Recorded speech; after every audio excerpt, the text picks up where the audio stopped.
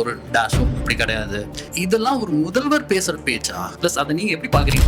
சமூகத்துல ஒரு ஒரு மூர்க்கத்தையும் ஒரு வக்கரத்தையும் அவங்க விதைச்சிட்டே இருக்காங்க. நல்லா இந்த குடும்பமும் விஜயங்கிற மாதிரி வெற்றி தமிழகம் நோக்கி அப்படின்னு கொண்டு போறாங்களே. நம்ம தமிழ்நாடு அப்படின்னு இன்னைக்கு சொல்றோம் அப்படிங்கிறதுக்கு பின்னாடி இருக்கக்கூடிய தியாகங்கள் என்ன, அரசியல் என்ன, வரலாறு என்ன, நம்முடைய அடையாளத்தை மீட்டெடுக்கக்கூடிய ஒரு வார்த்தைகள். இந்த தாவேக்கா அரசு எப்படி அதை ஹேண்டில் பண்ற நினைக்கிறீங்க? சுமூகமா போகுதா? விஷயங்களையே அவங்க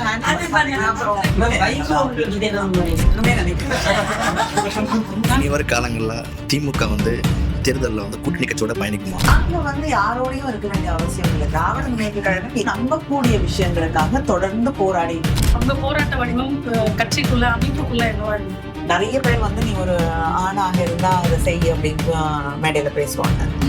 சோ அதுவே ஆணாதிக்கத்தோட உச்சம் இல்லையா? கரூர்ல இன்னைக்கு விஜய் போயிருந்தாரு, மக்கள் சந்திப்புனாரு, பிரச்சாரம் தம்பி பண்ணாரு.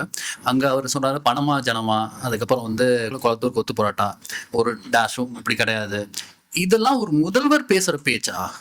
இது எப்படி நம்ம இந்த மாதிரிலாம் பார்த்ததே இல்லை, ஏன்னா இதுதான் புதுசா இருக்கு அப்படின்னு நம்ம பார்க்கும்போது எங்கேருந்து இது வந்துச்சு, எப்படி இதை எப்படி மக்கள் கன்சியூம் பண்ணிக்கிறாங்க, இதை கொண்டாடுறாங்க சார், அவங்க ஃபாலோவர்ஸ் கொண்டாடுறாங்க. பிளஸ் அதை நீங்க எப்படி பாக்குறீங்க? ஒரு முதல் பேசுற பேச்சா அது? எனக்கு என்ன பொறுத்த வரைக்கும் ஒரு பொது தளத்துல, அது அரசியலாக இருக்கட்டும், எங்க இருந்தாலும் ஒரு நாகரீகம் அப்படிங்கிற ஒரு விஷயத்துக்குள்ள நின்று பேசுறதுங்கிறது ஒரு ஒரு ஆரோக்கியமான ஒரு சமூகத்தை, அரசியலை, எதிர்காலத்தை உருவாக்கும் அப்படிங்கிற நிச்சயமான நம்பிக்கை எனக்கு. அதை உடைச்சிட்டு தான் நீங்க மக்கள்கிட்ட போய் சேர முடியும் அப்படின்னு நினைச்சிட்டு அதை பண்ணும் பொழுது அது சமூகத்துல பல தவறான விளைவுகளை தொடர்ந்து உருவாங்க. தலைவர்களாக இருக்கக்கூடியவர்கள் நீங்க யாரா வேணாலும் இருக்கலாம், வெற்றி பெற்றவர்களாக இருக்கலாம், வெற்றி வாய்ப்புகளை இழந்தவர்களாக இருக்கலாம். அவர்கள் இந்த தவறான விஷயங்களை சொல்லும் பொழுது தன்னை திருத்திக்காம இதுதான் சரி அப்படின்னு சொல்லி ஒரு கைத்தட்டலுக்காகவோ இல்லைன்னா லைக்ஸ்க்காகவோ இது ஒரு ஒரு ஒரு சில பேர் இதை ரசிப்பாங்கன்னு நினைச்சிட்டு சொல்லும் பொழுது சமூகத்துல ஒரு ஒரு ஒரு ஒரு மூர்க்கத்தையும் ஒரு வக்கரத்தையும் அவங்க விதைச்சிட்டே இருக்காங்க. இந்த ஆணாதிக்க அந்த சிந்திக்கிறத இன்னும் அதிகப்படுத்திட்டே இருக்காங்க. டெஃபினட்டாங்க பல விஷயங்கள்ல இப்ப நிறைய பேர் நீ ஒரு ஆணாக இருந்தா இதை செய்ய அப்படின்னு மேடையில பேசுவாங்க. சோ அதுவே ஆணாதிக்கத்தோட உச்சம் இல்லையா? நல்லா இந்த குடும்பமும் விஜயங்கிற மாதிரி. இப்ப மேம் விஜய் முதல்வரான பிறகு அங்க கரூர்ல சொல்றாரு, ஸ்டாலின் சார் மரியாதை வந்துச்சு அப்படின்னு சொல்றாரு. அப்ப அந்த பதிவு உட்கார்ந்து இவ்வளவு இந்த கஷ்டத்தெல்லாம் பாத்துட்டாரோ, சொன்னதுக்கு இங்க மரியாதை வந்து சொல்றாரோ அப்பயே மக்களுக்கு தெரிஞ்சிருச்சு, ஓகே இந்த இடம் இவ்வளவு சவாலான இடம் இப்ப இருக்குன்னு சொல்லிட்டு அவருக்கு இப்ப தெரிஞ்சிருச்சு. இருக்கலாம். இந்த ஒன்றிய அரசு கொண்டு வர நீட்ட இந்தி திணிப்பாகட்டும், இந்த மாதிரி விஷயங்களை ஒரு மாநில அரசா எப்படி கையாளணும் அப்படின்னு நீங்க நினைக்கிறீங்க? நான் என்ன நினைக்கிறேன்னா ரொம்ப ரிஜர்டா இருக்கணும், சிஎம்டி மாதிரி விடாப்பிடியா இருக்கணும் அப்படின்னு நான் நினைக்கிறேன். லெஃப்ட் ஹேண்ட்ல டீல் பண்ற மாதிரி விஷயங்கள் செஞ்சா நல்லா இருக்கும். எனக்கு தெரிஞ்சு திருப்பி கல்வியை மாநில பட்டியல கொடுத்துட்டாங்கன்னா போதும். அவங்களோட நமக்கு எந்த பிரச்சனையும் இல்லை.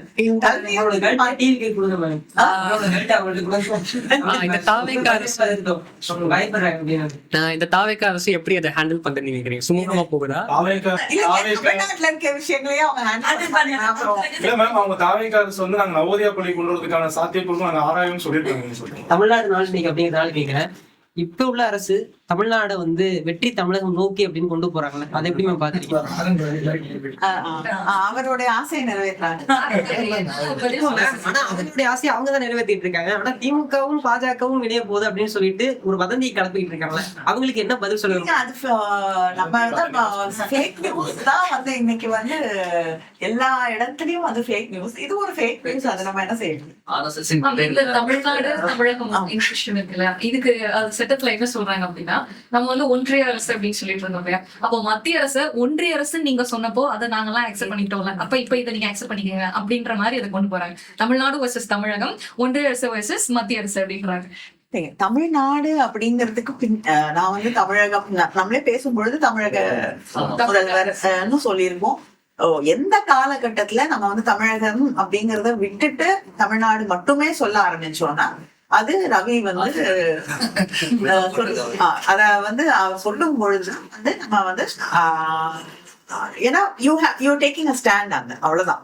நம்ம தமிழ்நாடு அப்படின்னு இன்னைக்கு சொல்றோம் அப்படிங்கிறதுக்கு பின்னாடி இருக்கக்கூடிய தியாகங்கள் என்ன, அரசியல் என்ன, வரலாறு என்ன, நம்முடைய அடையாளத்தை மீட்டெடுக்கக்கூடிய ஒரு வார்த்தை அது. அதை பதிய வைத்த ஒரு வார்த்தை, ஒரு போராட்டத்தோக்கு பின்னணியோடு வந்து அதை வந்து ஒரு மிகப்பெரிய ஒரு வெற்றியை காண ஒரு பதிவாக மாறிய ஒரு விஷயம். சோ அதை அவ்வளவு சுலபமா நீங்க ஓரம் கட்டிட்டு நீங்க வந்து உங்களுடைய கொள்கை தலைவர்னு அண்ணாவை சொல்லுவீங்க. அதுதான் கேக்குறேன் நான்.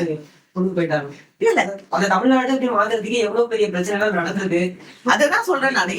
அது எதுவுமே அந்த புரிதல் இருந்தால் நம்ம வந்து இத வந்து இவ்வளவு சுலபமா இத சொல்ல மாட்டோம் அப்படிங்கிறேன். இனி வரும் காலங்கள்ல திமுக வந்து தேர்தலில் வந்து கூட்டணி கட்சியோட பயணிக்குமா?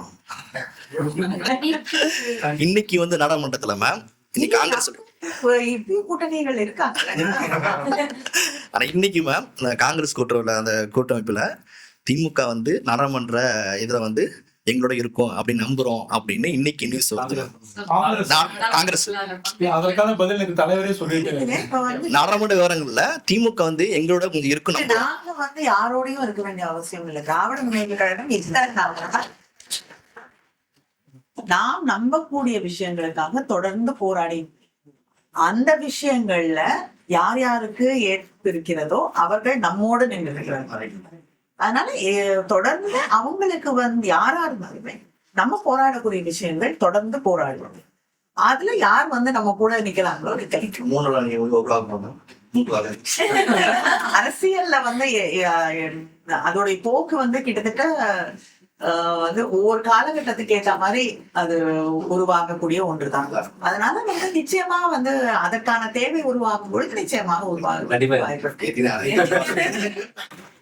நான் வந்து முற்போக்கா தங்களை வந்து அடையாளப்படுத்திக்கிற நிறைய அமைப்புகள்ல இருக்கிற பயணிக்கிற பெண்கள்கிட்ட வந்து பேசுறதுக்கான வாய்ப்பு இருந்துச்சு. அப்போ அந்த மாதிரியான அமைப்புகள்ல பயணிக்கிற பெண்கள் என்ன சொல்றாங்க அப்படின்னா, முற்போக்கு வந்து மேடைகள்ல தான் பேசுறாங்க, உள்ள வந்து இருக்க மாட்டேங்குதுன்னு சொல்றாங்க. அந்த பெண்களுக்கு அதோட சேர்ந்து பயணிக்க வேண்டிய அந்த கட்சி எடுக்கிற முடிவுகள்ல அக்செப்ட் பண்ணிக்கிற வேண்டிய அவசியமும் இருக்கு. அவங்களால எல்லா இடத்துலயும் அந்த கட்சிக்கு எதிராக பேச முடியாது. அப்படி இருக்கும்போது அந்த ஃபைட் வந்து உள்ளுக்குள்ளே பெண்கள் என்ன மாதிரியான போராட்டத்தை வந்து கையில எடுக்க முடியும், அந்த போராட்ட வடிவம் என்னவா இருக்கணும், நீங்க அந்த மாதிரி ஃபேஸ் பண்ணிருக்கீங்களா? உங்க போராட்ட வடிவம் கட்சிக்குள்ள அமைப்புக்குள்ள என்னவா இருக்கும்?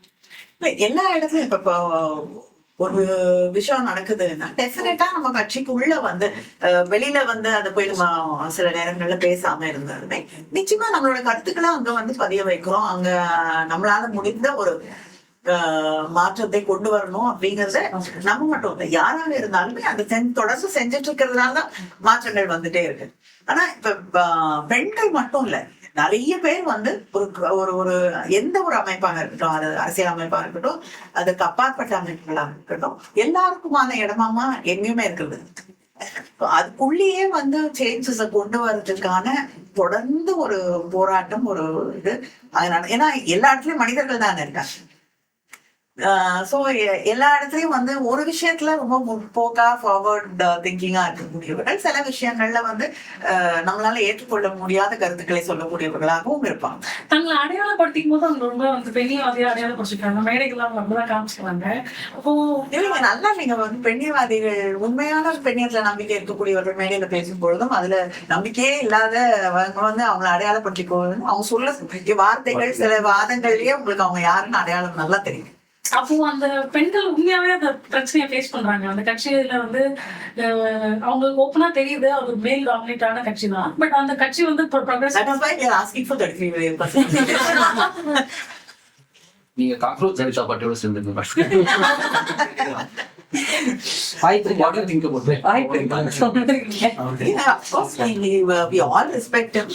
அவர் கேட்கக்கூடிய அந்த அவருடைய உணவதற்கு பின்னாடி இருக்கக்கூடிய கேள்விகள்ல இருக்கக்கூடிய நியாயத்தை யாருமே மறுக்க முடியாது. இல்ல நம்ம வைக்கக்கூடிய கேள்விகளை தான் அவர்களும் வைக்கிறேன். நாடாளுமன்ற உறுப்பினரா உங்களோட சாதனையா நீங்க எது மாதிரி ஒரு குறிப்பிட்ட இது மிகப்பெரிய சாதனையா நான் நினைக்கிறேன் அப்படின்னு எந்த விஷயத்த நீங்க சொல்றீங்க? இடபிள்யூஎஸ் பில் அக்கா எதிர்த்த மாதிரி நமக்கு ஒரு விஷயம் சாதனை அப்படின்னு எனக்கு இல்லை. எல்லாமே சாதனை தான். வச்சுட்டு அப்படி சொல்ல வரலைங்க. எல்லாரும் கொள்கையை வச்சிருக்கோம், எல்லாரோட கொள்கை ஒண்ணுதான். பட் நம்ம அதை நம்ம கன்வே பண்ணும்போது சரி எல்லாரோட கொள்கை ஒண்ணு இல்ல. இதுலயே வரேன், கொள்கை வேற வேற இருந்தாலும் பட் மக்களுக்காக போகும்போது நம்ம எல்லாரும் காமனா தான் நடந்துப்போம். சில விஷயங்கள்ல இப்ப நம்ம அவங்களோட கொள்கையை ரெப்ரசென்ட் பண்ற நோக்குல நம்ம அதை கன்வே பண்றது நம்ம மிஸ் பண்ணிடுறோமோன்னு தோணுது.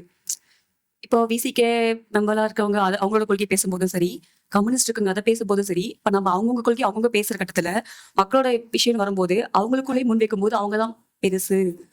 அப்படி இருக்கும்போது அவங்களுக்குள்ளேயே சில வேறுபாடுகள் இருக்கிறதுனால நம்ம அந்த கொள்கை இல்லாதவங்களுக்கு இப்ப வந்து ஒரு கட்சிக்கும் இன்னொரு கட்சிக்கும் கட்சி கூட டிபெண்ட் பண்ண ஒன்னா பயணிக்க கூடிய தங்களுக்குள்ள இருக்கக்கூடிய கருத்து வேறுபாடுகள். மகளிர் குறுங்காட்டை வந்து மக்களோட வந்து குறைகளை வந்து அதை வந்து நமக்கு ஒரு மக்களுடைய ஒரு பிரச்சனைய நான் அணுகிறதுக்கும் நீங்க அணுகிறதுக்கும் ஒரு சின்ன வேறுபாடு இருக்கலாம். அதுதான் வந்து உங்களோட கட்சியோட நிலைப்பாடு, என்னுடைய இயக்கத்தோட நிலைப்பாடா இருக்கு. சோ அந்த முரண்பாடுகளும் வந்து ஒரு ஜனநாயகத்துல வந்து இருக்கிறதுக்கு வாய்ப்புகள் இருக்கு இல்லையா?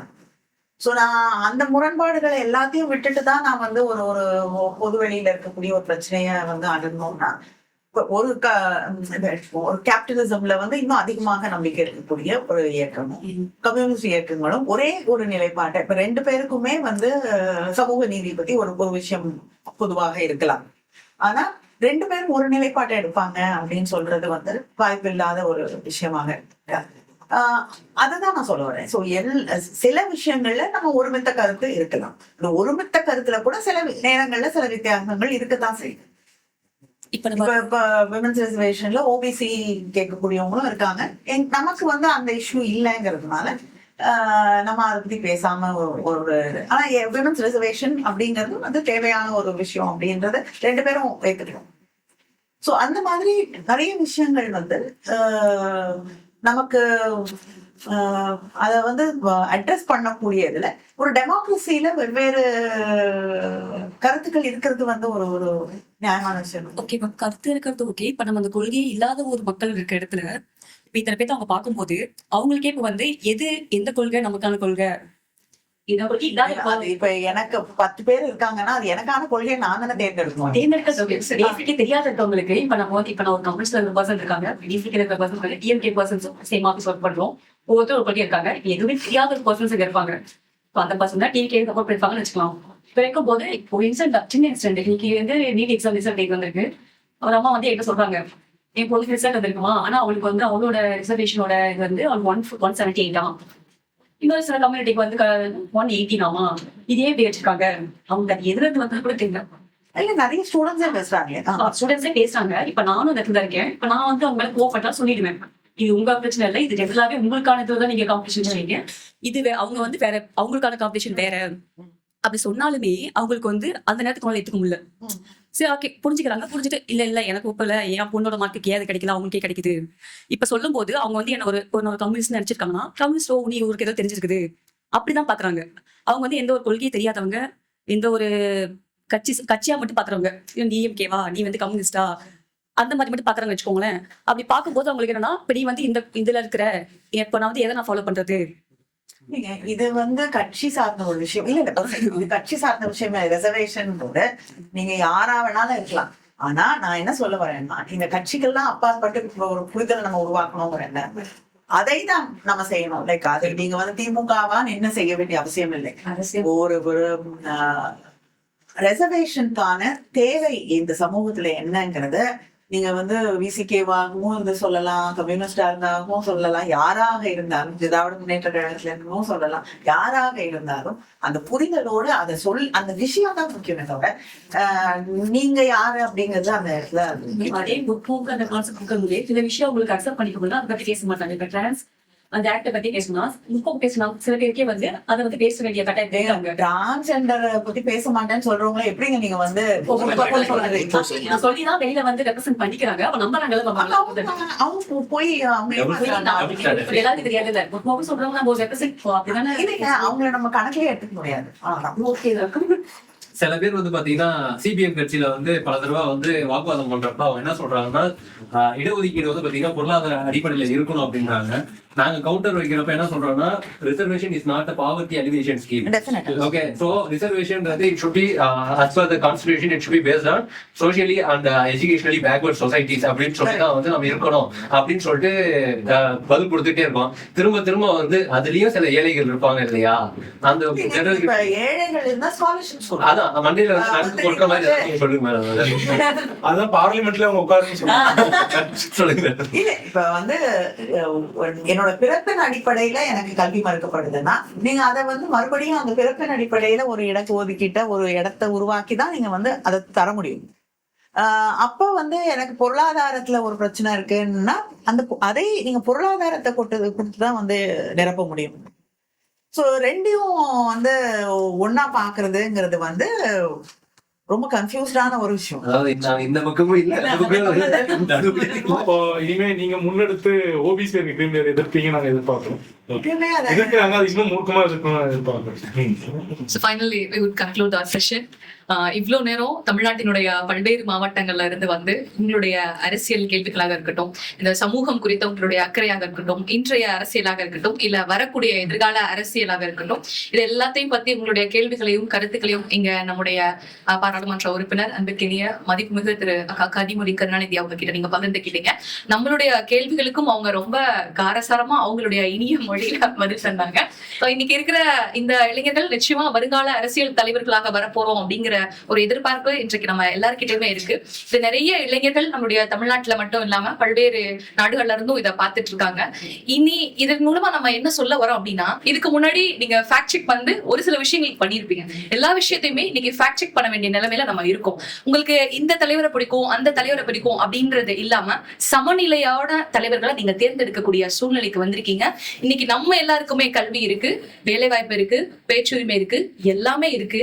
அந்த எல்லாம் அப்படிங்கிற அந்த இருக்கு அப்படிங்கிற அந்த வார்த்தைக்கு பின்னாடி இருக்கக்கூடிய அந்த பொருள் எங்க இருந்து வந்தது அப்படிங்கறத நிச்சயமா எல்லாருமே நீங்க தெரிஞ்சுக்கணும், தெரிஞ்சுக்க கடமைப்பட்டு இருக்கீங்க. சோ அதை தெரிஞ்சுக்கிட்டு நம்மளுடைய வரலாறு, அந்த திராவிடத்தினுடைய டெப்த் ஆஃப் கோர், அதை எல்லாருமே தெரிஞ்சுக்கிட்டு இனி வரக்கூடிய சமுதாயத்துக்கும் உங்களுடைய பிள்ளைகளுக்கும் நட்புகளுக்கும் அதை கடத்த வேண்டிய கடமை நிச்சயமா நம்ம எல்லாருக்குமே இருக்கு. அரசியல் அப்படிங்கிறது சாக்கடை அப்படின்னு பேசின காலம் மாறி இன்னைக்கு டீ கடையில பேசுற அரசியல் இல்ல, வீட்டுல அம்மாக்கள் அப்படின்னா சீரியல் பார்ப்பாங்க அப்படின்ற ஒரு கான்செப்ட் இருந்துச்சு. ஆனா இன்னைக்கு அம்மாக்களும் அரசியல் பேசக்கூடிய சூழ்நிலைக்கு இன்னைக்கு தள்ளப்பட்டு இருக்காங்க. அதனால இனி வரக்கூடிய காலங்கள்ல தலைவர் அப்படிங்கிறவர் பல்லாயிரக்கணக்கான தொண்டர்களை உருவாக்கக்கூடியவர் அல்ல, பல்லாயிரக்கணக்கான தலைவர்களை உருவாக்கக்கூடிய தலைமை பண்பு பெற்றவர் தான் தலைவர். அப்படிப்பட்ட தலைவர்களை தேர்ந்தெடுக்கக்கூடியவர்களாக நிச்சயமா நம்ம இருப்போம். இவ்வளவு நேரம் நம்மளுடைய கருத்துக்களையும் கேட்டு அவங்களுடைய பொன்னான நேரத்தை தந்து அவங்களுடைய கருத்துக்களையும் தந்து நம்மளுடைய கருத்துக்களை செழுமைப்படுத்திய அன்பிற்கினிய நம்மளுடைய அக்கா திரு கனிமொழி அவர்களுக்கு நம்மளுடைய நன்றியை தெரிவிச்சுட்டோம். நீங்களும் அரசியல் பேசக்கூடிய ஒரு சூழ்நிலைக்கு தள்ளப்பட்டுட்டாங்க. போராட்டத்திலே 70க்கு மேல வந்து பெண்கள் அது சில பேர் வந்து ஜெயிலேயே வந்து குழந்தைகளை பெற்றெடுத்தாங்க, போயிருக்காங்க.